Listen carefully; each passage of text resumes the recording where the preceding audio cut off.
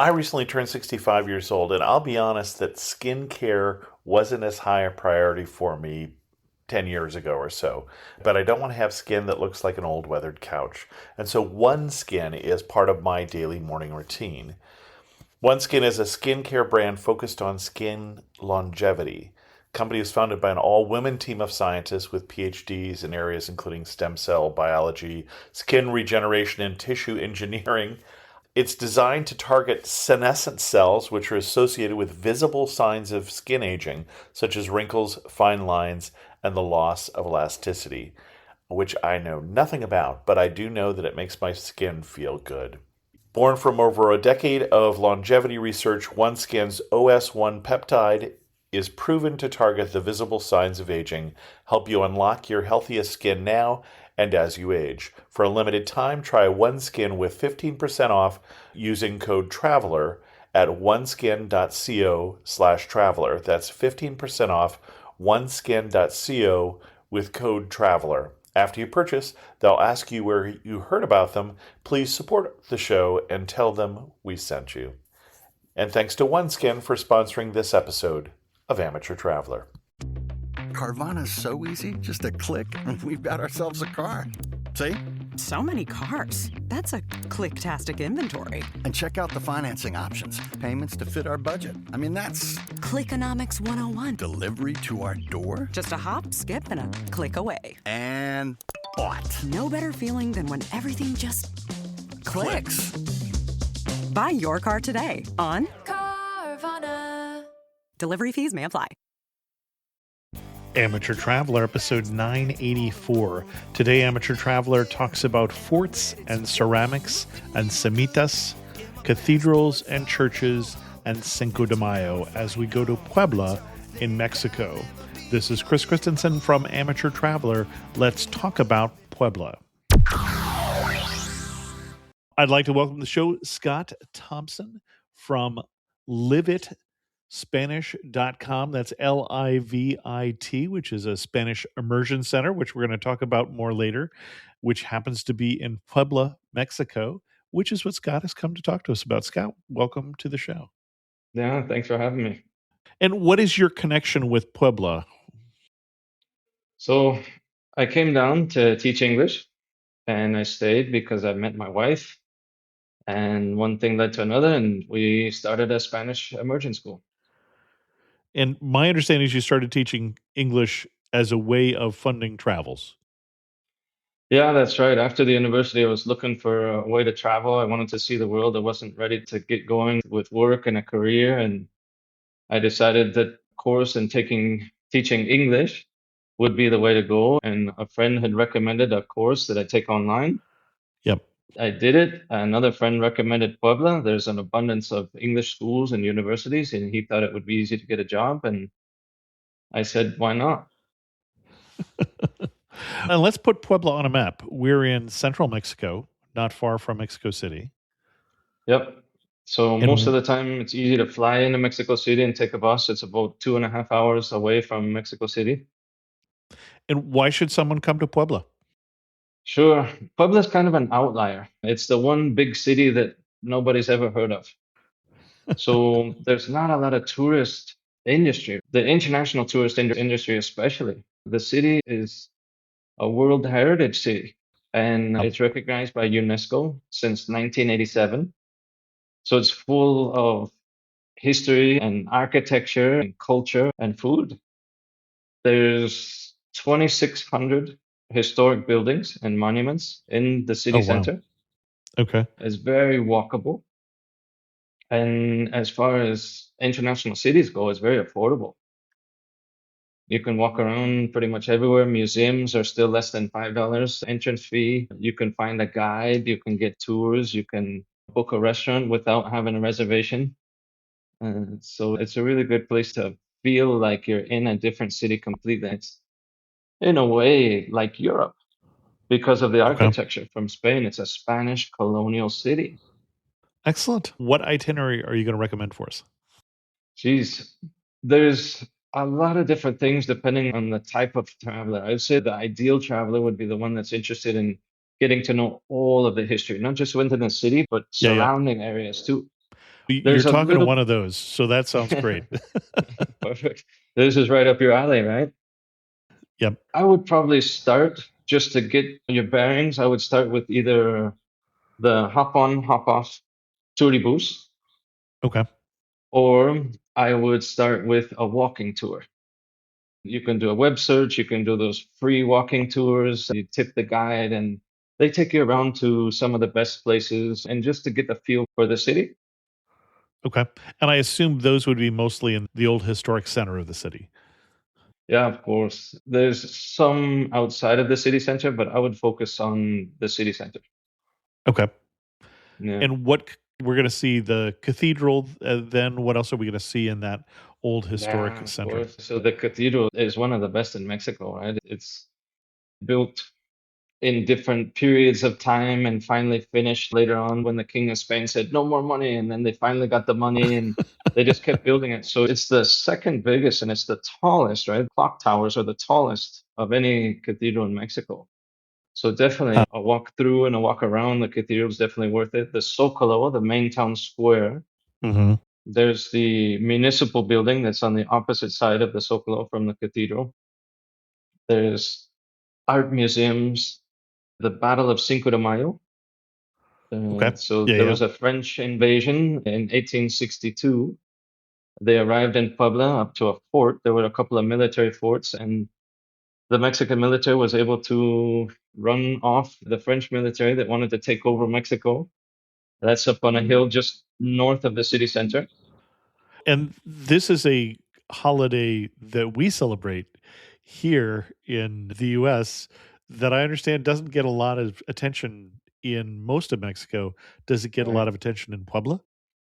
Exactly. So Cinco de Mayo is a civic holiday to Yeah. commemorate the Battle of Cinco de Mayo, but no other place except the state of Puebla celebrates it. You Okay. go to Mexico City, it's a normal day. Yeah. Whereas in the US, it's been taken over from commercial enterprises. A good reason to drink tequila and margaritas and have tacos. Yeah. Exactly, right. So maybe a connection to the US would be that General Zaragoza, which is the Yeah. main general of the military that fought in the Battle of Cinco de Mayo in Puebla, he was from what is now Texas. Oh, okay. So he was Texian. Yeah, but the border crossed him, and it started as a small celebration in his town in Texas, but then it got taken over by commercial enterprises. So yeah, definitely in the US, it's a different meaning, more of heritage and celebrating. Yeah, yeah. But here, it's a civic holiday. There's a military parade. Not much else going on. It's a reason to celebrate the French not taking over Mexico. Okay. And this is Maximilian. Maximilian was definitely the emperor who came over with his wife Carlota from Mhm. Austrian descent. And yeah, so he was the emperor for a period of almost 3 years. Yeah, And the US was a little busy with troubles of our own in 1862. finishing up the Civil War. That's right. Yeah. Yeah, exactly. There's talk, perhaps, if they had won, maybe they would turn Mexico into a French colony. They would have met up with the Southern Army and they would have kept going. But because of their defeat in Puebla, it might have led to them waiting another year and then none of that being possible. Got it. Yeah. Interesting. And backing up a little bit, you brought up the Battle of Puebla because there's a site up above the city that I should go see that. Definitely, there's a hill Okay. that was chosen as a strategic point for military forts Okay. to protect the city center from invasion. So there's two military forts that are now museums. You can go and visit those, and it's one of the best places to get a good view of the city. Yeah, definitely. So you can do that on your walking tour or just go. It's one of the places definitely you should go and check out. Near there, and kind of part of that military strategy for the Battle of Cinco de Mayo are these underground tunnels. So they were able to go into these tunnels and reload. There were sections where cavalry, even with horse, could go into these tunnels, and Huh. they're now open to the public. Okay. And so you can go and run through these tunnels and see a bit of history that way too. And there's a nice colonial neighborhood down at the bottom of that hill that has really nice mural paintings. It's a project that they did with some artists and the locals. They knocked on doors and they say, "Hey, can we paint your house?" And then they made a bunch of murals out of this whole neighborhood. Oh, interesting. Okay. And that's the neighborhood of Xanenetla. Okay. That sounds like one of those pre-Spanish words. Exactly. Everything's based on Nahuatl, which was Okay. the language most available in the center of Mexico. The Mexica language, or the Aztec language, is what it's known for. Okay. And when the Spanish invaded, they kept a lot of the indigenous names, but then they also added a Spanish name, usually a Catholic name, a name of a saint. Oh, okay. Okay, That makes so sense. Puebla was never an indigenous place of living, right? It wasn't a, what do you call, help me out, Chris, A colonial city. a settlement of Yeah. indigenous colonies, but a completely colonial city, Yeah. right? The Spain came and they built it between two rivers. It was said to be the city of angels. And so, in a divine act, the angels came and laid ribbons where the main street should be. And so, in 1531, they named the city of angels Puebla, Puebla de los Ángeles.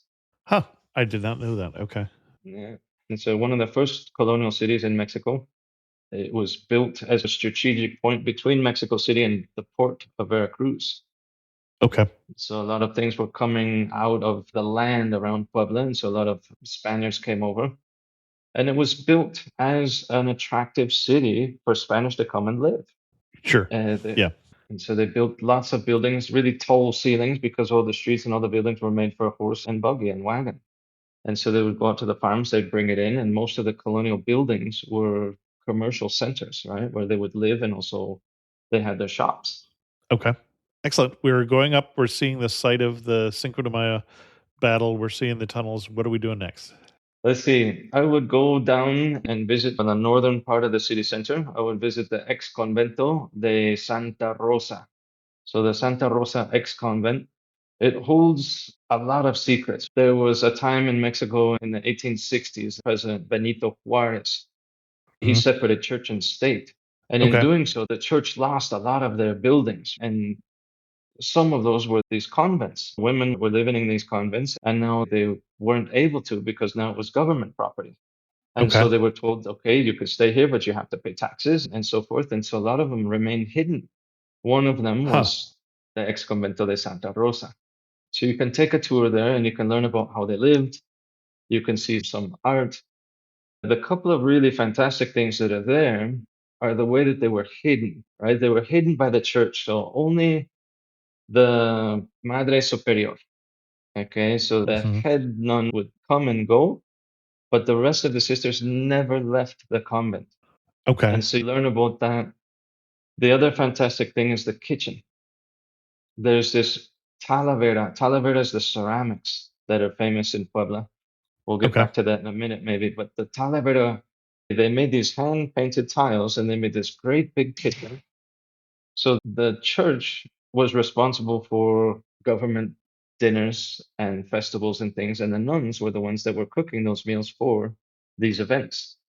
And so there's this historic kitchen where they invented the famous mole sauce. Now, I feel like you're going to get some pushback from other cities in Mexico on this story. Okay, so there are different versions of mole, right? There are different versions of Yes. Chile. And Yep. so the famous mole poblano. Got it. Okay. Not the mole negro. Exactly. So A you've lot of got us other know. ones in different states, in different Chiles, Yep. in different versions, of course, yeah. So mole poblano. In my opinion, mole poblano is a mix of savory and spicy and sweet. Okay. Okay, so they try to combine those three flavors. Another famous dish from Puebla, chiles en nogada. So a This one I stuffed don't chili, know. it's Okay. a chile relleno. So you've got Yeah. uh, 20 or more ingredients go into this dish. And it was a commemorative dish for celebrating the Mexican flag. Okay, so the Okay. introduction of the Mexican flag, they wanted a dish and a dinner to go with it that would represent the food that comes from the land and be the colors of the Mexican flag, green, white, Got and it. red. So you've Okay. got a chile poblano, a big chile poblano, and you Yep. stuff it with ground pork meat, Okay. pears, apples, peaches, raisins, almonds, Hmm. and a bunch of other things. You fill this chili and then you batter it Okay. and you fry it and then you top it with a walnut cream sauce. Huh. Okay. And so that's the green and the white, and the red is pomegranate. So then you decorate it with some pomegranate and you get the three colors, green, white, and red. And all of these ingredients, so that the Mexican apple, it might not be the same as a Washington apple or things like that, maybe not as sweet, but it's good to cook with. And so Interesting. they went out to the fields that are between Puebla and another city, and out into the farms. They found all of these ingredients, right? The chile poblano, the apples, the pears, and the peaches, and a bunch of other things. The walnuts, so there's walnut trees out there. And they went and picked all these ingredients and they've made this dish. And it's called chiles en nogada. So the nuns were also responsible for this. Every year in August, there's a commemorative date, and the whole month of August is Chile en Nogada month. So it's a seasonal dish. You can only get it at certain times of the year when all Okay. the ingredients are ready. They come just once a year. Usually by late June, you'll start to see a few of them coming around, and then it'll last until about September. That's the season. Huh. So maybe after you visit the Convento de Santa Rosa, you might want to go and have a drink. So the oldest bar in Puebla is called La Pasita. La Pasita is talking about a raisin liqueur. So pasa in Okay. Spanish is a raisin. So La Pasita is a liqueur that they made. They say it comes from times of prohibition. There was a time in Mexico where the government wanted to suppress wild parties, and so drugs and alcohol were prohibited. And during the prohibition, a certain part of Puebla, this is the area of Los Sapos. So Los Sapos is a pedestrian only area. The neighborhood around Los Sapos started making high grade sugar cane alcohol, but nobody wanted to drink it, right? It's too powerful. So then they started mixing it with lots of different things and making liqueur. One of the most popular was the raisin liqueur. Hmm. So the oldest bar in Puebla is of the same name as that popular drink called La Pasita. And you can Okay. visit it right on the corner of Los Sapos. You can pop in. They put a toothpick with a raisin and a little piece of fresh cheese, kind of garnish, but it goes inside the shot glass. And so you can take that. One of the most photographed streets in all of Puebla is that street of Los Sapos. Really nice colors because there's no cars there. It's just a really colorful, picturesque street typical to colonial Puebla. Got it. You mentioned when we were talking about the dish that honors the Mexican flag that it was seasonal. That begs the question of when do you recommend people come to Puebla? Really, any time of the year. We've got two seasons. We've got the dry season and we've got the rainy season. Okay. Okay, the weather is pretty much the same all year round. In the afternoons, you've got high temperatures between 75 and 80 degrees Fahrenheit. In the evening, it cools off. We're at a little bit of elevation. We're up at 7,000 feet of elevation. Cools Saw off at that. night. The nighttime temperatures, say in January, might get down to 5 or 6 centigrade, which would be about 40 or 50 degrees in Fahrenheit. So the only difference would be March and April. The sun starts getting really high in the sky, and in the afternoons, it's pretty intense. If you don't like the sun, I would recommend not going out either in the afternoons in March, April, or May, or avoiding those months. My favorite months are September and October. Okay. You've got the tail end of September, you've got the tail end of Chiles en Nogada, Yep. maybe even August. So late August, it's a shoulder season. There's not very many people in August or September.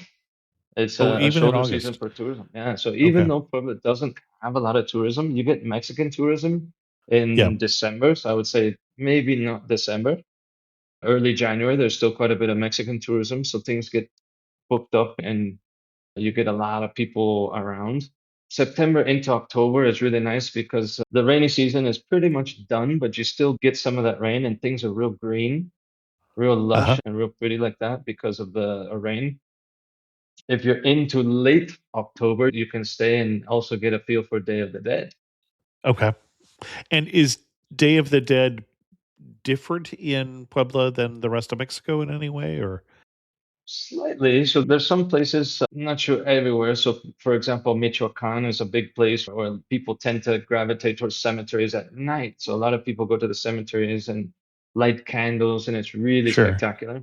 In Puebla, we celebrate The idea is that the night of the 1st of November, all of the ancestors come and they visit in the homes of the people, Okay. right? So people don't go to the cemetery that night because they're receiving their ancestors into their homes, and they have a party and they Huh. have meals. They fix everybody's favorite meals and drink everybody's favorite drinks. And when you say everybody, you mean everybody who has passed on.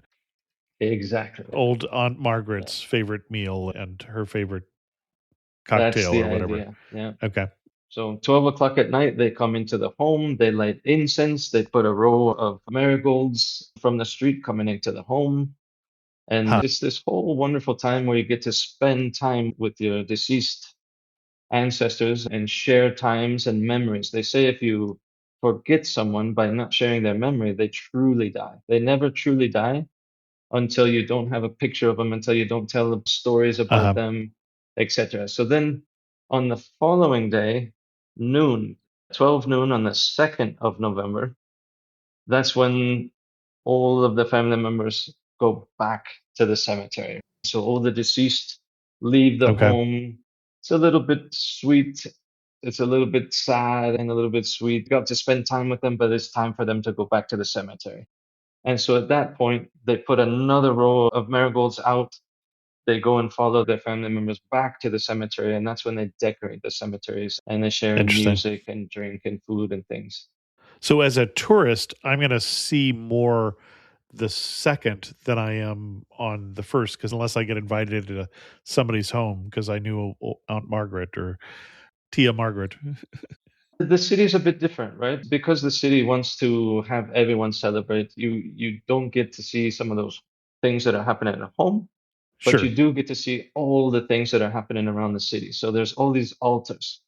Everybody's making an altar to honor the deceased. And so the government have them in the government building. So they have these giant Huh. shrines, these altars, and most of them have themes every year.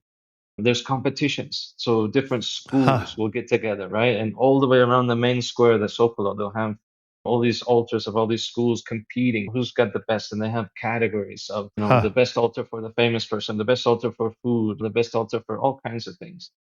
Who's got the biggest, right? Who spent the most money? Those kinds of things. And it's a fun time to come, but it is a busy time to come. Sure. There's lots of things to do, but I would say if you wanted to come when there's less crowds and more availability of tours and seeing some of the sites without having to reserve places or find tours, I would say August and September is a really nice time to come. Got it. But year round, really. I love Puebla year round. Every group has someone who insists on doing things the hard way. That friend still paying for a subscription they forgot they had, the one refusing to update their phone because it still works, and the one overpaying for wireless. You don't have to pay too much for wireless if you switch to Mint Mobile. My producer Callista says, I've been using Mint for about a year and a half now, and it's been a great experience. One thing that stood out was how hassle-free it was to switch over to Mint from my old service. It was so easy. The prices are also significantly lower than what I was paying before, and the connection experience I've had since switching has been fantastic. I try and convince all my friends that they have to switch to Mint because it feels absurd to be paying so much more for the same quality. Ready to stop paying more than you have to? New customers can make the switch today, and for a limited time, get unlimited premium wireless for just $15 per month. Switch now at mintmobile.com/traveler. That's mintmobile.com/traveler. Upfront payment of $45 for 3 months, $90 for 6 months, or $180 for 12-month plan required. $15 per month equivalent. Taxes and fees extra, initial plan term only. Over 50 gigabytes may slow when network is busy. Capable devices required. Availability, speed, and coverage varies. Additional terms apply. See mintmobile.com. And thanks to Mint Mobile for sponsoring this episode of Amateur Traveler. Quince is all about elevated essentials that feel effortless. Designed for layering and mixing, each piece helps build a timeless wardrobe made to last. With versatile silhouettes and thoughtful details, they're the kinds of styles you wear again and again. Quince uses the highest quality materials like 100% European linen and organic cotton. And as I'm thinking about packing for a trip to New York, I'm looking at that Quince organic cotton Oxford shirt to add just a little more class to my wardrobe for that trip. Certainly over the holidays, that Quince Mongolian cashmere sweater was a better look than my usual amateur traveler sweatshirt. Everything is built to hold up season after season. The stitching, the fit, the fabrics, these are the pieces that you'll reach for over and over. Quince works directly with safe, ethical factories and cuts out the middlemen, so you're not paying for brand markup, just high quality clothing. Refresh your wardrobe with Quince. Go to quince.com/traveler for free shipping on your order and 365-day returns. Now available in Canada too. That's QUINCE.com/traveler to get free shipping and 365-day returns. Quince.com/traveler. And thanks to Quince for sponsoring this episode of Amateur Traveler. And what else are you going to put on our itinerary? What else should we see in and around the area? Goodness. So food, definitely part of the history and the culture. You've got to eat, right? And Puebla has Sure. a lot of historic dishes and some of the new dishes. There was a Lebanese migration that came, religious persecution. So Christian Lebanese came over in the early 1900s. Some of those families you might know. So Salma Hayek, Okay. some of her family was of Lebanese descent. Carlos Slim, Huh. the richest Mexican, his family was from Lebanese descent. And one of the things that they brought over were the taco, the spinning Sure. tacos and the spit, right? And so there's an Arabic style we call taco árabe. Arabe, one of my favorite styles of tacos. And it comes with a special tortilla. It's a flour tortilla that's a little bit thicker, and it Almost pleats. more of a flatbread, really. Exactly. Like a Lebanese Yep. flatbread, yeah. And so that's what completes the taco árabe. There's also a lot of them that marinate the meat in a red sauce, and that's a taco al pastor. Out of Pastor, yeah, that, people decided sure. to marinate with different spices and salsas and came up with the taco al pastor. I know taco al pastor would mean of the shepherd, but I don't Hmm. know why it's of the shepherd. You've got me too. I don't know either. Okay. I don't know why they All right. became taco al I pastor, but thought maybe you could answer my riddle there, but no. and there's a lot of other foods, right? So there's a lot of foods in the category of antojitos. Antojitos Okay. is literally Mexican cravings. It would be maybe translated to Mexican street food. Okay. Okay. And if you're unfamiliar with them and how they're different in Puebla, maybe I'd recommend a food tour. Yep. Is there a specific food tour that you would tell people to go to? I can, and I'll put it maybe in the comments. I forget exactly the name of it. You can obviously do a search for them. There's some that offer just English. There's some that offer just Spanish, and there's some that do a mix. But really, any of them would do a good job. It's all just about walking around to some of the best places that you can get a good recommendation. You say, okay, when Yeah. you go here, get this. Yeah. And then on this food tour, you're with other people. I would recommend going with a group of at least two or three, and maybe you get lucky and you can meet up with others that are from other places, and you get the food tour with them. And what you get is a sampling of each thing, Yeah. right? So maybe one that you heard of, it's a big sandwich. It's on a special type of bread called the semita. No, you never This heard one of I a don't know. semita? No. Okay, semita. So it starts with the letter C, C for semita. And this type of bread is crunchy on the outside, but it's soft in the middle. And a traditional semita is with a pork cutlet. So a Okay. fried and breaded pork cutlet. They call that milanesa. Then it's with long stringy cheese. In Puebla, we call it quesillo. You might also know it as queso Oaxaca. Okay. All right. So it's this fresh cheese, but it's real stringy, and so they Yeah. string it Yeah. out, and they put that on it, and avocado and olive oil, and then your choice of picante. So it could be chipotle, or it could be jalapenos, or a combination of both. And it's this great big sandwich called the semita. So it's traditional just to Puebla. This So looks that like a would be sandwich you'd want to bring a friend for. definitely, yeah, definitely is. Especially if you're doing a tour, a food tour, yeah, you're not going to be able to complete a whole semita.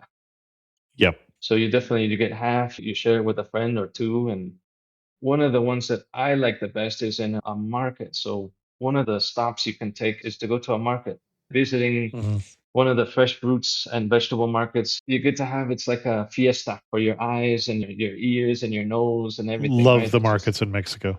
Love the markets in the world in general, but Mexico for the fun. Which market has your favorite semita place? el Mercado a Cocota. It's just east of the city center. You can get there by walking 10, 15 minutes away from the main square. It's a bigger market, so you can also get fresh fruits and vegetables and seeds and all kinds of stuff. And every market always had food stalls. Yeah. So there's certain areas where there's just these food stalls. And a really popular one is called Semitas Beto. Okay. Semitas Beto. And what makes them different is they write Semitas with an S, Oh, okay. right? Which people say, why with an S? They say, we're not good spellers, but we're really good Semita makers. Okay. And so just across from the market, there's a panaderia, a bakery that just makes semita bread. The bread. Okay. And it's a type of crushed wheat.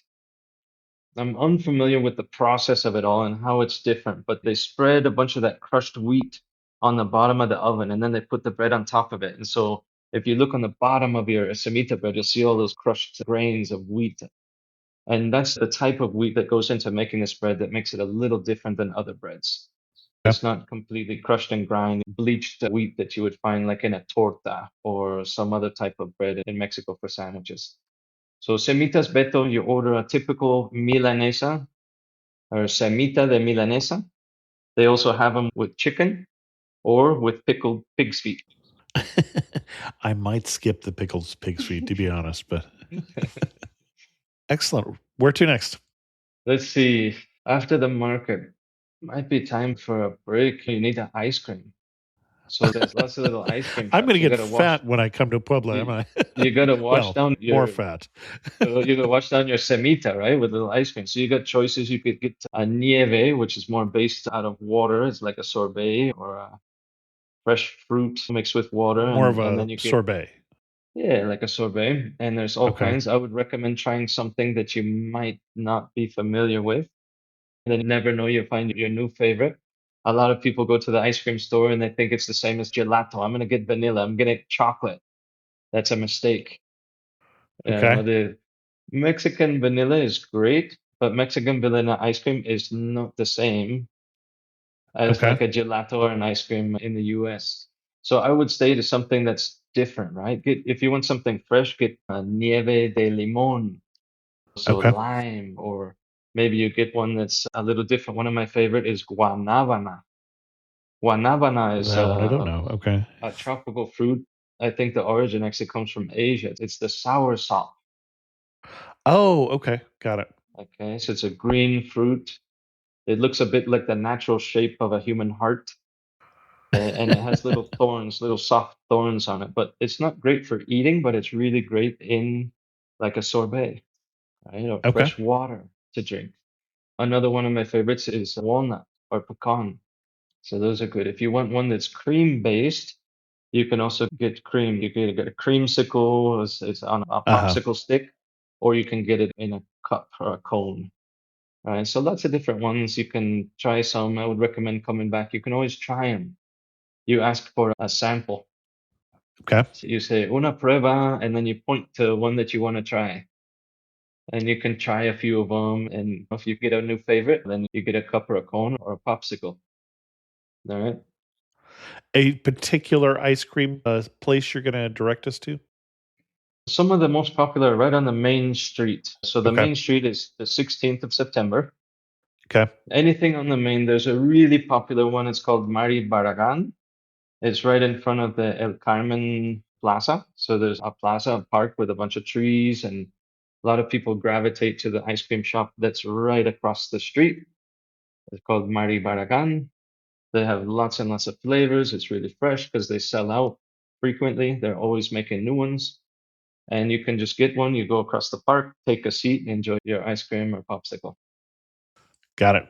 The oldest library in Latin America is in Puebla.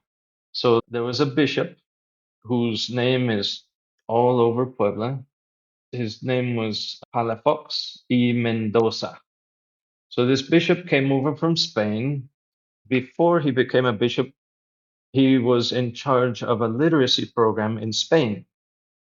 So he Huh. would ride around on horseback and wagon and he would teach people to read. And so he collected a larger and larger volume of books. He brought this collection with him when he came over to Puebla. Most of his books were religious in nature, as they were back then, but he had other books in different languages. So if you wanted to learn something back then, you would have to learn a new language. You wanted to study chemistry, maybe you had to learn French. You wanted to know Mhm. advanced math, you had to learn German. So he had some of those books, but he brought them with him to Puebla. And in one of the seminaries, he dedicated a patio to building this library. So it's called the Huh. Palafoxian Library after the bishop who founded it. He started with a collection of about 4,000 books, and it grew from donations and from him also bringing more books in. It required a second level. So there's this wonderful bookshelf, right? Hand carved out of fine wood. Huh. There's no electricity in this library because they didn't want it to burn. They didn't want to have a fire hazard. Huh. You can go in and learn about this library. It's over 40,000 books, I believe, now. Some of them, the oldest, are hidden away in a special vault to keep them safe. But anybody with an academic interest, a true academic interest in learning about these books and studying them, can check them out. Huh. It's open to the public with restrictions for academic use. Okay. Uh, and so they take them out, you go into a room, but you can visit this library, you can see it and learn about the history. There's a fascinating piece of furniture. It's to compare different books from different time periods. Maybe you're studying something and you wanted to know, okay, this expert has this topic, this expert has this topic, and it's fairly similar and there's a lot of crossover. And so it's a wheel that's got balanced tables on it. Huh. Maybe this exists in other parts of the world and it was brought over to Puebla, but I haven't seen it in any other place. But it's a way of comparing texts when you're studying them. It's probably got about 6 or 7 Interesting. different shelves that are balanced. You can move the wheel back and forth and check out different texts and how they compare. That would be fun. The Palafoxian Library. The biggest museum in Puebla is called Museo Amparo. And Amparo is part of a foundation that was set up by William Jenkins. He came down from the US. William Jenkins was a successful entrepreneur and he came to Puebla and he bought a lot of land and he started farming wheat and sugar and other things. And he got a big company and he left everything to a foundation. So the foundation is in the name of his wife, Mary Street Jenkins, and it's still alive today. So part of the foundation is this museum, Museo Amparo. And the Amparo Museum has pre-Hispanic history. So a lot of artifacts and things you can learn about different cultures. There's a really cool wall as you walk in, the first part of this exhibit, and it compares different cultures. It has a timeline and it Uh-huh. compares what's going on in different parts of the world.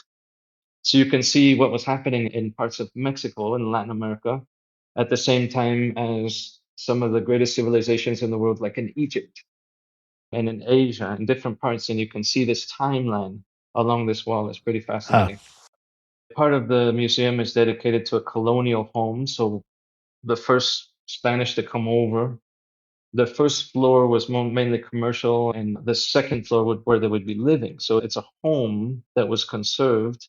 Well, a wealthy upper class family, and they had a kitchen that had the Talavera tiles.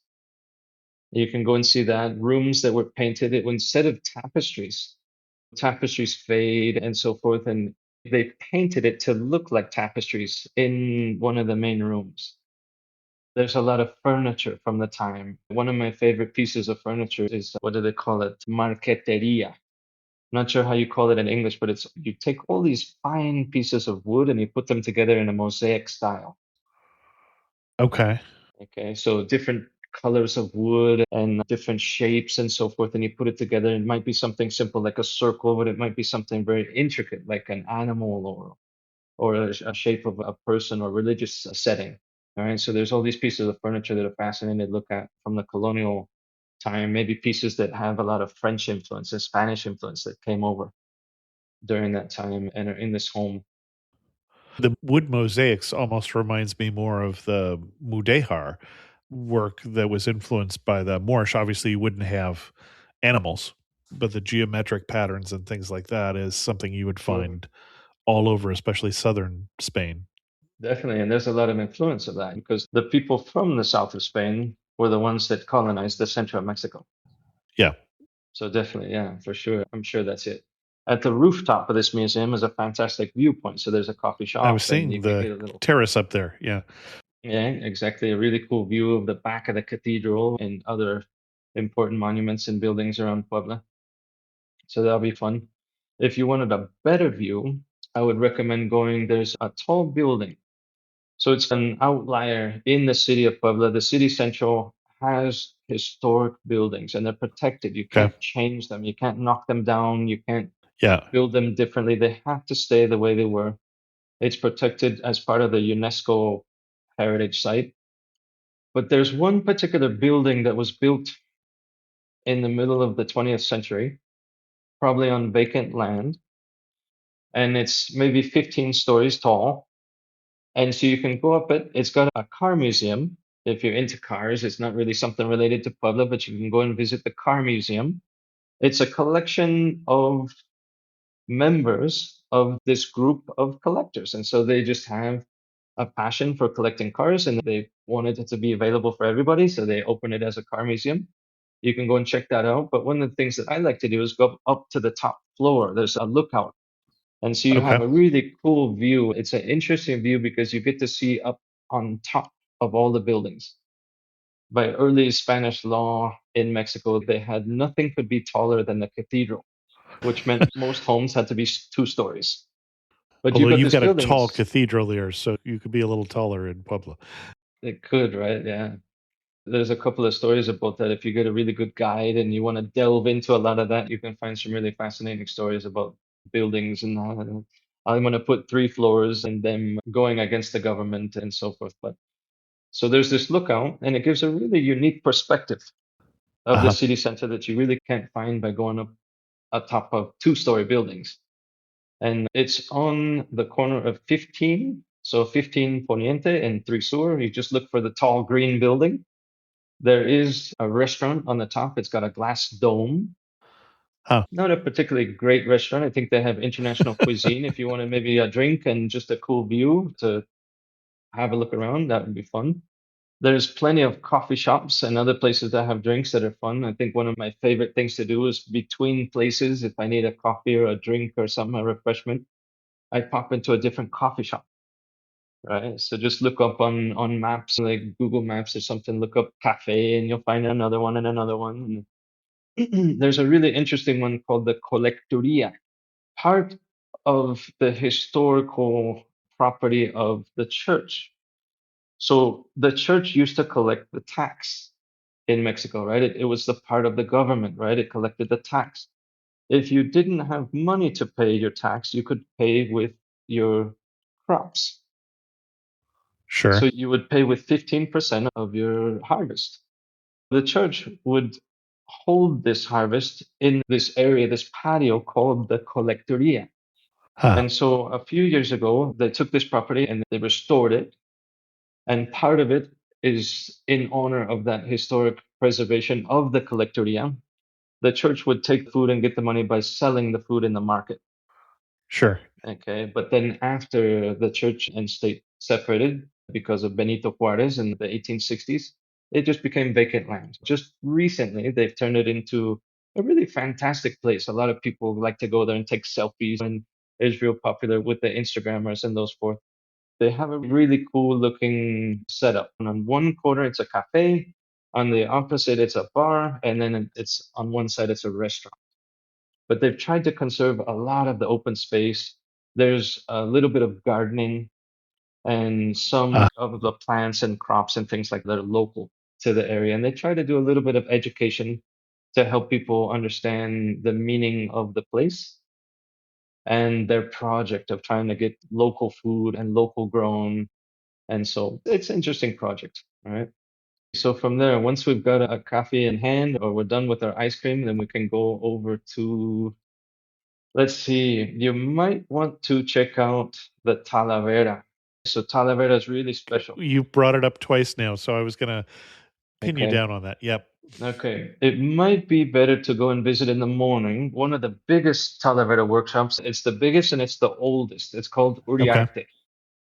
So it starts with a U, Uriarte. And Uriarte has gone through many generations, but this is an art that they've tried to conserve. It's a ceramic that was brought from Spain, from a city called Talavera de la Reina. So Talavera de la Reina had a lot of artisans. They had the clay to work with, and they found those conditions in Puebla. They found the clay to work with. They found people that were familiar with working with clay. So some of the native people, Mexicas, that lived in this area before the Spanish were already used to clay and pottery, and they already knew. So the Spanish came in and taught new ways of painting. They had lots of local artisans, and they wanted to conserve this art form even till today. So when you go into a Talavera workshop, especially Uriarte, they do tours, I think mostly in the morning. You can book a tour. If you wanted to go in the afternoon, you could do it. There's plenty of Talavera workshops. The other one that I would recommend would be Talavera de la Luz. It's on the opposite side of the city central, but you can visit Talavera de la Luz. They'll give a free tour. They'll talk about how the process for making the ceramics work. You have to, in order to conserve the name Talavera, in order to use it, it's a little bit like champagne in France, right? Yeah. You've got to follow specific rules. It has to be from that area in order to be called champagne. Talavera is specific to Puebla. In order for it to be called Talavera, it has to be from here and it has to follow certain rules. One of the biggest rules is it has to follow the historical process. So the traditional way of mixing the clay, you take two types of clays, a dark clay and a white clay, and you mix them together. One is rigid and one is a little bit more plastic and you can mold with it.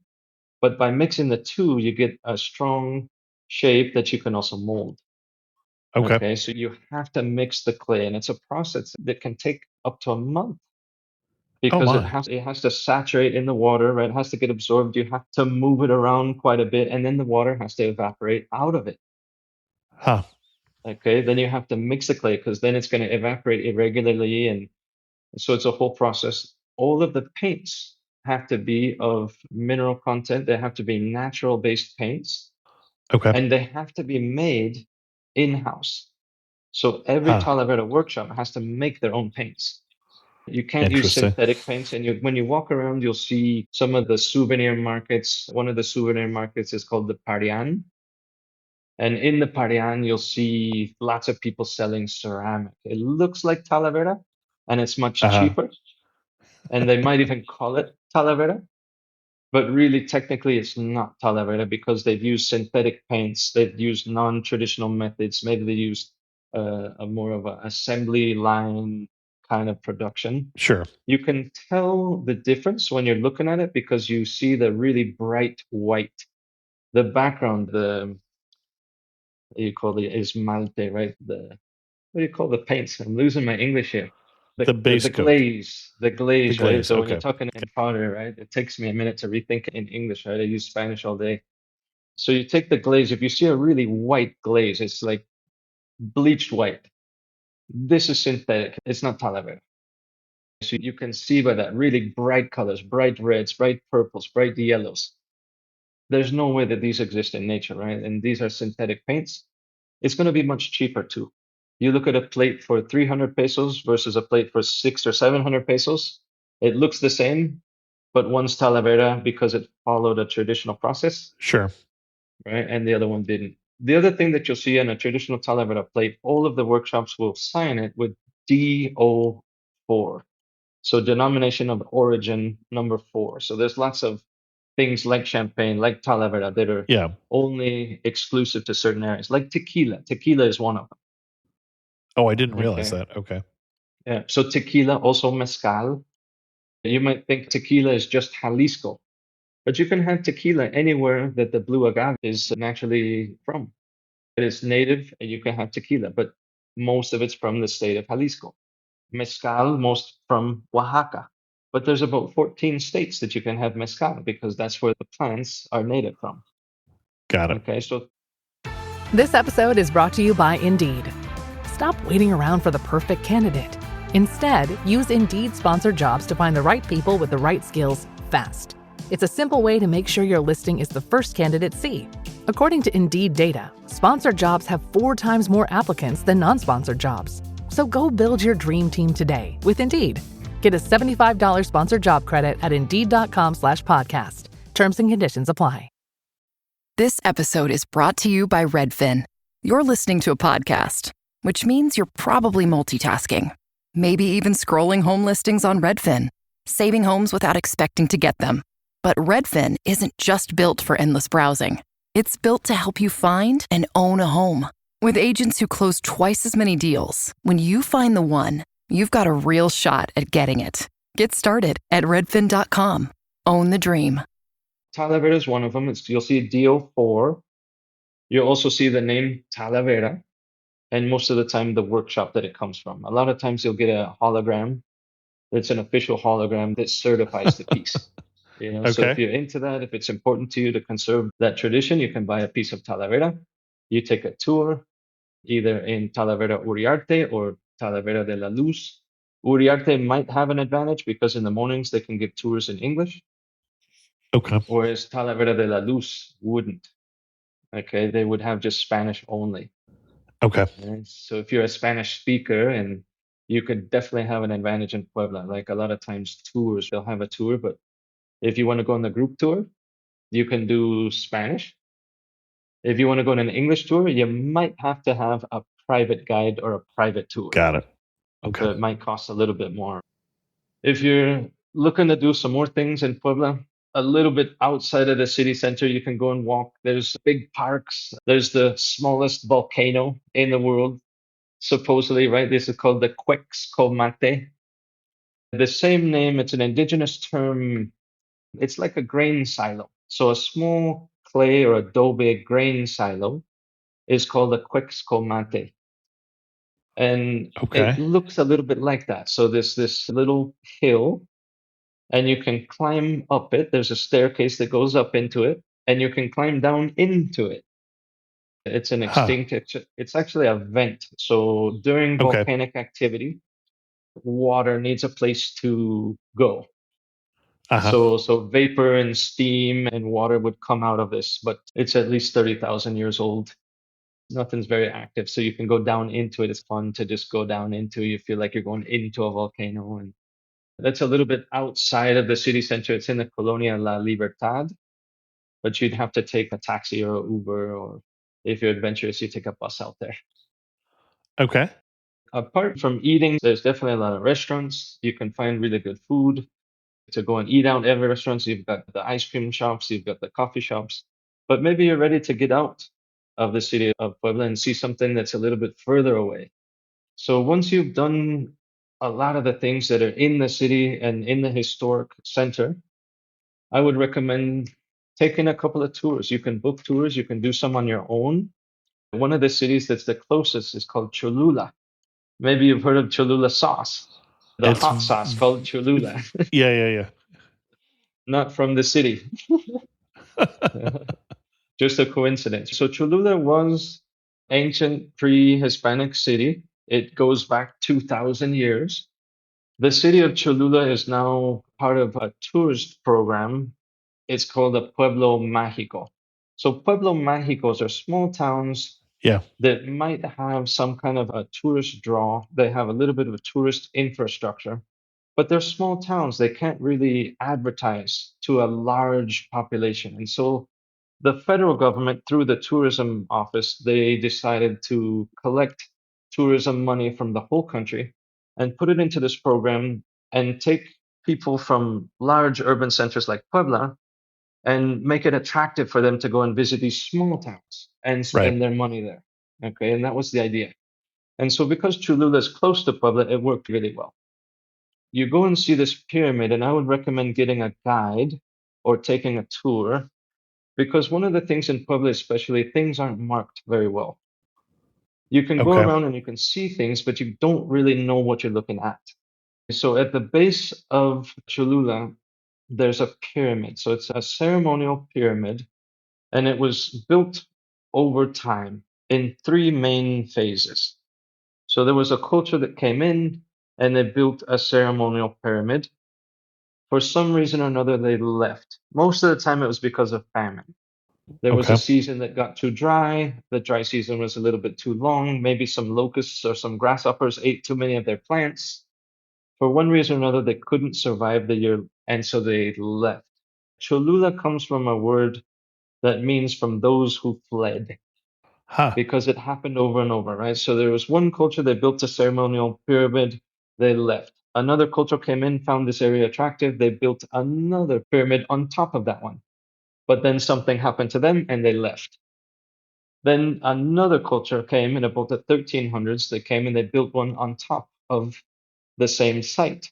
So a bigger pyramid on top of the other two. And that's the Officially, Toltec mhm, at that point, if I yeah. recall correctly. So Yeah. Toltec, Okay. part of the Aztec Empire, the Aztecs were ever expanding. And this pyramid got built and it became the largest pyramid by volume in the world. Huh. So 3 million cubic meters. A cubic meter is about 10 cubic feet. So if we Uh huh. use 30 million cubic feet of building, that's a large building. To put it into perspective, like the Cheops pyramid in Egypt is about half of that. It's about in cubic feet, maybe 15 million cubic feet.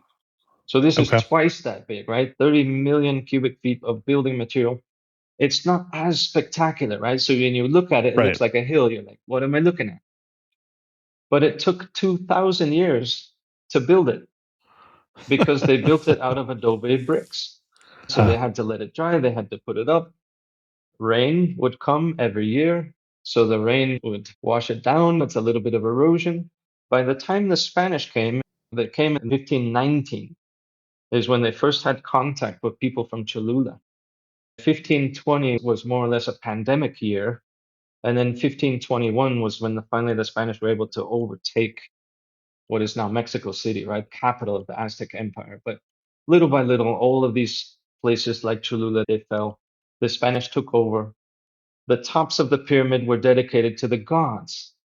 So the Right. Toltec gods, the Aztec gods. So it was a rain god and then the main god. And the Spanish said, we come from a different place. We're going to Yep. show you how to build a temple. This is the temple of God. So wiped off the temples and they built churches. Because it was a large city and it had a lot of ceremonial areas, there were smaller ceremonial patios all over the city of Cholula. The Spanish built one by one churches on each of those ceremonial sites. Right? Huh. So they call the city of Cholula the city of churches. They say there are 365 churches for each day of the year that you can visit there. Each one of them celebrates by lifting off fireworks or these things that go up in the air and just explode. They don't have any light or anything. It's nothing spectacular to see, but every day of the year you're going to hear them. So Cholula is interesting. You go and learn about the history. You go and see the pyramid. You could go on top of the pyramid. You get a good view. But definitely get a guide so that you know what you're looking at. You can Yep. explore and learn a lot about that history. At the base of the pyramid, at the ticket office, was where probably the guides would be. They'll ask you if they're not busy. They'll ask, "Do you want a guide?" Say yes. If you want one in English, there are some that do English. Okay. Okay. So maybe in Cholula, it's also got plenty of little restaurants. I like Cholula because it's got more of a young population. Part Okay. of the foundation that we talked about earlier, right, with the Museo Amparo from the Mary Street Jenkins Foundation. Part of that foundation, William Jenkins founded a university. He wanted a university where people from around the world could come and teach and come and learn. So it's a completely interesting concept. I haven't seen it in other places around the world. So they've got a campus. It's still alive today. It has about 10,000 students. They have exchange programs. I meet people all the time. They say, "Oh yeah, in the 70s, I came and I studied in the UDLA." So the Universidad de las Americas, and that's in Cholula. So still today, there's a lot of students in the town. It's a little college town. A lot of the restaurants are owned and operated by young people. the coffee shops and so forth. And it's a cool place where a lot of people try new things. It's got a little bit more of an international feel, maybe because of the university. There are some people that expats that go and live there if they can handle the fireworks going off and the loud noises all the time. But you would definitely stop at some of the restaurants. There's all kinds of food. You can try vegan food, vegetarian food. There's more of that in Cholula than Puebla, but there's some Mexican cuisine as well. Have a look around Cholula. I think it's good for a full day, really. Okay. If you have a little bit of time, it's worth it going a little bit outside, maybe with a guide or with a tour. They would include this in part of their tour of Cholula to go outside. The churches a little bit outside, one especially, is called Tonantzintla. The word has its origins of our Mother Earth. So every year there was a harvest festival and they honored the food that they would receive from the land. They would honor their ancestors. They would honor Mother Earth. They would honor different things. This town in particular has a very big concentration of that festival. And so they built a church with the Spanish. The native people were involved in the decoration of the church. You go inside, and it was designed like you were walking into maybe heaven. You Huh. start off and you drop down, and then from the entrance of the church up to the front, there's a little bit of a rise up, Okay. almost as if you were supposed to be feeling like you're going into heaven. The decoration is complex at the beginning, but it gets more intense the further and further you go up to the front. Yes, intense is a good word for it, with Yeah, faces everywhere on the ceiling. faces everywhere. There's offering baskets. So the Spanish wanted a church. The native people said, we don't understand everything that you want. You're talking about angels. You're talking about, what do you got? Saints, all these different things. And so they had to do it by painting and by sculpture. And so they took young children and they said, those are angels because they're innocent. In part of that culture, sometimes there would be sacrifice of children. If they had a really bad year, they'd sacrifice children because the children were innocent. They would go up to the gods and they would explain the situation in a way that they thought would be more believable instead of an adult being sacrificed and going up and say, hey, we need this. So children Huh. were innocent. So they thought maybe, okay, those would be angels. The angels on top of their heads have offering baskets with flowers and fruits and all kinds of things. There's God, so the representation of the God of abundance. It looks like a man, almost like a jester, right? It's got some decoration coming off the top of his hat, and he's got papaya coming out of his mouth. There's lots and lots of decoration. It's a big mix, and that's another thing you'll see in Puebla. A lot of the mix of the Catholic religion mixing and blending and melding with indigenous traditions. Yeah, I'm seeing this called Indigenous Baroque, which seems like a good name for it. It is certainly Baroque is that way over the top, and this is that, but not in Exactly. the same way as you'd find Right. in a European cathedral. Exactly. Part of the tour of Cholula, it's fairly close. You could stop by there. On your next trip out, maybe the next day, I would go to another Pueblo Mágico. This next Pueblo Mágico is to the south. It's a little bit to the south and a little bit to the west of Puebla. It's called Atlisco. And at Atlisco, anything that starts with ATL, the word at or ATL, at is agua or water. Oh, So okay. if the name starts with ATL, it's referring to water. So to the west of Puebla are two big volcanoes. They go up to 17 and almost 18,000 feet above sea level. Huh. These mountains collect a lot of water. There's clouds that come over year round. We might not have rain half of the year in Puebla, but there's clouds and it's raining up on the volcanoes. So the snow and ice melt that's coming down off the volcano runs off the skirts of the volcano in all directions. One of the directions it leads towards is Atlisco. So Atlisco has this constant stream year round of this snow melt, and it's fairly cold. but they use it for their industry of plants and flowers. Most of the house plants, the decorative plants, the plants that go in parks, the trees, the flowers, they're all coming from Atlisco. Huh. So one of their mottos is Atlisco, the city of flowers, or the city from where it blooms. So it's a play on words, like blooming as in flourishing, but also blooming with their plants and flowers. So one whole side, you can go and visit all these plant nurseries, and it's fantastic. During the end of the year, they'll have plants like the poinsettia.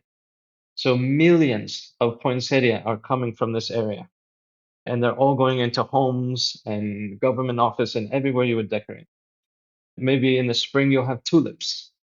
During Day of the Dead in October, you're going to have the marigolds. And so there's always change, and there's houseplants, but there's always one that's typical to the season. And I see in the Day of the Dead carpets of flowers laid out in the Of city course. streets, Yeah. which So is most of those are coming from the very countryside. unusual. You've got these Huh. larger plants that are indigenous. There's a type of modified marigold that's more like a house plant. Okay. And then there's one with a giant stalk. It's almost got like a stalk, like a sunflower, maybe a miniature sunflower. Oh, wow. And these Okay. are the ones that grow out in the fields, and they get big clusters of flowers. And so those are the ones they're using for decorating. But you can go out to the fields near Atlisco, and you can see all of these things growing. During that time of the year, they set up certain ones. You can take pictures, and it's a really fun thing. Atlisco is set up as a Pueblo Mágico. Part of their shtick is to get people into their town for tourism. So they have a lot of different things that attract people. During the end of the year, they'll have a Christmas village, and the whole town is lit up. During Day of the Dead, they'll put these monumental paper mache sculptures, and you've got to go on a scavenger hunt around town looking Huh. at different ones. But definitely something to see. Sometimes because of the plants and flowers, they make mosaics. So they'll buy from the local nurseries all these little plants, and then in the main square, they'll make a big mosaic of something for that time of the year or something historical. And it's a really cool place to visit and check out. Very cool. Okay. Just as a time check, we're at about 70 minutes right now. Okay. So I'm Yeah. going to start to move you towards wrapping up here. That is a lot to do already. Anything else we need to know before we go to Puebla? I get the impression we could talk for another hour. You bet. There's a lot of history. And so definitely before your trip to Puebla, I would brush up on a little bit of history. There's lots of websites that would Yep. mention some of the history just to get a good idea of where Puebla comes from, the people that came to Puebla, some of the things outside of Puebla. You're going to be able to go to a lot of different places. There's archaeological ruins. You can go and take day trips to go and visit different places around Puebla, far and near, but definitely get to know a lot of the history.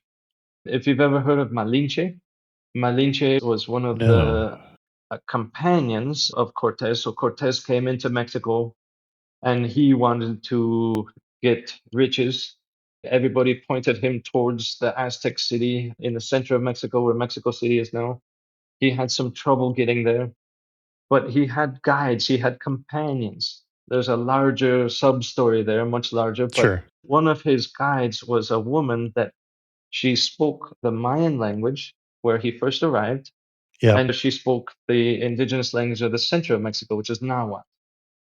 And so she was his guide and his interpreter. She was able to communicate not just with the Mayan people, with the people of the center of Mexico, and really relate what Cortez was trying to do, right? Trade with people, set up places where he could sell and buy things to take back to Europe. Really, that was his main intention.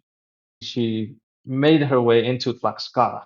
And so Tlaxcala is another capital city to the north of Puebla with lots and lots of history. There's another mountain up there. It's a 14,000-foot peak that you can climb if you're interested in mountain climbing and so forth. But Tlaxcala has a lot of cool, interesting history. They say Tlaxcala doesn't exist. That was a meme or a phrase. And part of it was because the Tlaxcalans aligned with the Spanish when the Spanish came over, and they helped conquer the Aztecs. So they were called The Aztecs had made a few enemies along the way to empire. Yeah. Yeah. So a special day trip, maybe a couple days, you go up to Tlaxcala, learn a lot about that. The mountain that you climb is Malinche, named after the woman that that helped Okay. Cortes and so forth. But to wrap up, really a week, you could spend a good amount of time in Puebla getting to know a lot of different things, eating your way through the city and all of the things that Puebla has to offer, visiting museums and walking around and getting outside of the city. Lots of places within about an hour you can take day trips to. Excellent. As we start to wrap this up, you are standing in the prettiest site in or around Puebla. Where are you standing and what are you looking at? Let's see. Probably my favorite spot is the high lookout. Okay. Over 2,000 historic buildings. You can see the history, you can feel the history, you can almost feel as if you're going back in time. For me personally, it's a magical moment. Just looking down, some of the buildings are in ruins. They're not yet Mm. restored. You can see what they used to be, or you can see remnants of what they used to be. You can see churches with the gilded domes instead of gold. They might have talavera on the Ah, tops of the domes. You can see marketplaces. You can see the forts, the military forts of the Battle of Cinco de Mayo, right? And uh-huh. you really get a feel of the history and the size and the proportions of the city. So I really like going up there every once in a while. I always see something new every time I go up. I've probably been up over a couple of dozen times, and it never gets old. You can see the Excellent. sunset, right? So the sunset, if you go up to the time of the day where the sun sets, you can see the sun setting over the two volcanoes. Got it. One thing that makes you laugh and say only in Puebla. Oh, there's a lot of things. There's a phrase in Spanish we use called Mexico Mágico. So Yeah. Mexico, really magical Mexico, it has Right. that meaning. You're going to see things that you just can't explain. They're so magical in one way that you say, wow, how wonderful. But there's other things that just make you laugh because you can't explain them, right? You go and I'm trying to think of an example. I can't really think of one, but you're going to have a Mexico moment, I'm sure, because you're going to see maybe just walking down the street, right? You say, okay, this fantastic city, very historical, large city, but the sidewalks are a mess. Some of the sidewalks, because of trees, they lifted up, but they haven't fixed the Ah, sidewalks. Or there might be holes in the sidewalk. It's typical of all of Mexico, but there's some cities that have much better sidewalks. So it's one of the things you just throw up your hands and you just gotta laugh. You just say, Mexico, Mexico. and if you had to summarize Puebla in 3 words, what 3 words would you pick? That's a tough one. Historical, Yeah. architectural, cultural. All right. Excellent. Our guest again is Scott Thompson from livitspanish.com. Again, that's Livit, and I'll put a link to that in the show notes. Tell us a little bit about the Livit program. This is something that I've thought about doing from time to Sure, time, is going down and doing an immersion class. definitely. We have a lot of students. They are serious about learning Spanish and they want to have an immersive environment into to doing it. And so they come for a minimum of 2 weeks. You can come for longer periods of time. Most people just have 2 weeks, 3 weeks. But if you have the time and you want to spend more time doing it, you come down.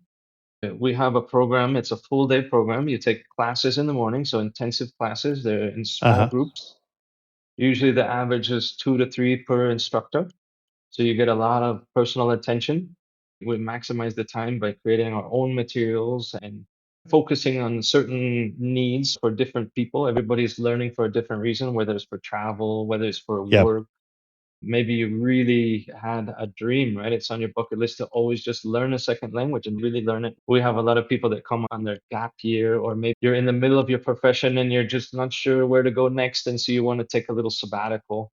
We get students that come down and really want to experience the culture, not just the language, but the culture.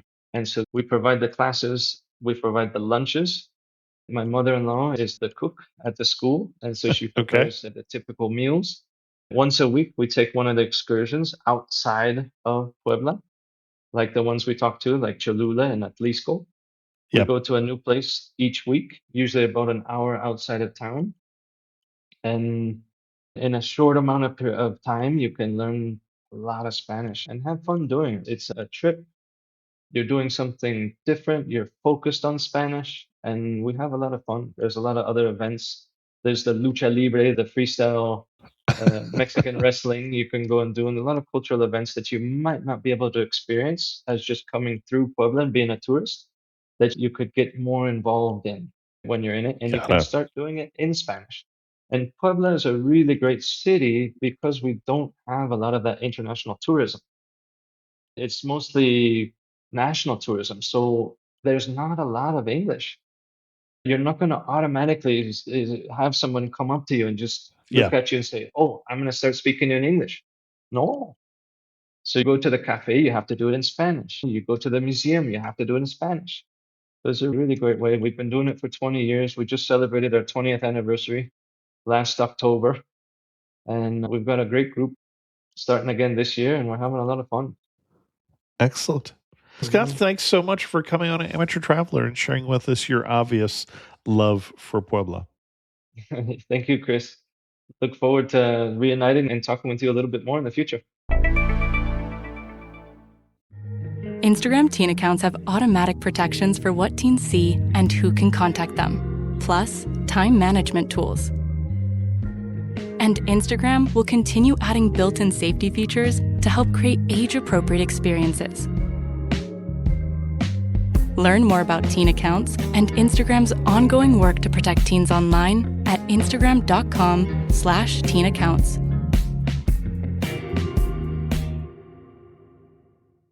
Hi, I'm Karina Beamisturfer, host of Morning Cup of Murder, your daily true crime podcast. Yes, you heard me right, daily true crime. Every day, Morning Cup of Murder tells you a straightforward, short-form story about murder, true crime, cold cases, disappearances, serial killers, cults, and more. And I do that all in under 15 minutes. With over 3 years of stories and over 20 million downloads, the Morning Cup of Murder podcast has become a staple of so many people's daily routines. So, why not add it to yours? Stream Morning Cup of Murder everywhere you listen to podcasts, and remember, stay safe. A special thanks to the patrons of the show who help support Amateur Traveler financially. If you're interested in learning more about becoming a patron of the show, go to patreon.com/amateurtraveler. I am still looking for some people to come with me to Uzbekistan and Turkmenistan, but I have now opened up that trip as a public trip so that other people can book, because my priority is not that I make money from the trip, because I won't anymore, but that the people who signed up get to go. So if you're interested in learning more, go to amateurtraveler.com/trips or drop me an email. And with that, we're going to end this episode of Amateur Traveler. If you have any questions, send me an email at chris2x@gmail.com, or better yet, leave a comment on this episode at amateurtraveler.com. And as always, thanks so much for listening.